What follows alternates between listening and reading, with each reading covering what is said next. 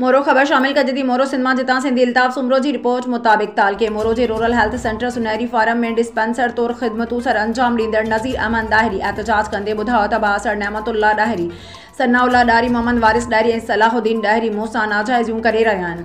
हिननि पंहिंजे ज़रिए ज़मीन तां पाणी मुझे सारियाले फसल में निकाल करे मुझो फसल बोड़े छॾियो आहे। मुझे रस्तनि ते औज़ार खणी मूंखे हिरासा करे रहिया आहिनि जॾहिं त गुज़िरियल आचर ते मुंहिंजे मथां कातलाणो हमलो थी चुको आहे। मां रूरल हेल्थ सेंटर सुनहरी फार्म जे में 24 कलाक एमरजेंसी में ड्यूटी कंदो आहियां। मथे ॾणल बासर मूंखे मौतमार धमकियूं ॾेई रहिया आहिनि। मूंखे या मुंहिंजे बचड़नि खे को बि नुक़सानु पहुतो त उन जा ज़िम्मेवार नेमतुल्ला ॾाहिरी ऐं सन्नाउल्ला ॾाहिरी मोहम्मद वारिस ॾाहिरी ऐं सलाहुद्दीन ॾाहिरी हूंदा। नज़ीर अहमद ॾाहिरी सूबाई वज़ीर सिहत अज़रा फज़ल PHOD HO Naushahro Afroz doctor ग़ुलाम कादिर चांडियो SSP नौशरो अफरोज़ DSP मोरो ऐं SHO कमरदीन चांडियो की अपील कई है त ॼाणायल जवाबदार खिलाफ कानूनी कार्रवाई कई वञे। ॿी सूरत में ज़िले नौशरो अफरोज़ समेत पूरे सिंध में सरकारी अस्पताल में हड़ताल जो सॾु ॾेई OPD जो बाइकाट कंदा।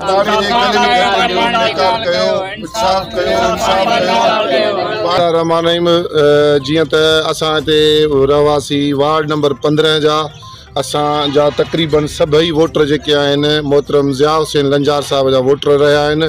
उन खां पोइ ही जेका हर वारे बारिश अचे थी कुदरती हितां जो चूंडियल जेके काउंसलर आहिनि कॾहिं बि लड़ी कोन आया आहिनि। हितां जा बचड़ा हाणे तव्हांजे महिरबानीअ सां तव्हांजी कैमरा थोरो हेॾां फेराईंदव त रुगो पाणी पाणी आहे, हेतिरो पाणी आहे को ॿार बच्चो टपी कोन थो सघे, को बीमारीअ जी हालत में तव्हां को केॾे वञी कोन थो सघे। फोतगी थिए थी त कुल्हनि ते न बल्कि कपिड़े जे डोलनि में विझी हितां जेको आहे लाश खणी माण्हू अॻिते था क्रॉस कराइनि।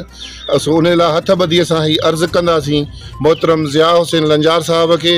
उन खां पोइ चेयरमैन असांजो आहे मोहतरम नज़ीर अहमद मेमण साहब खे। नुमाइंदड़ जेको चूंडियल आहे उहो वरी असांजे मोटी सलाम दुआ ते कोन आयो आहे।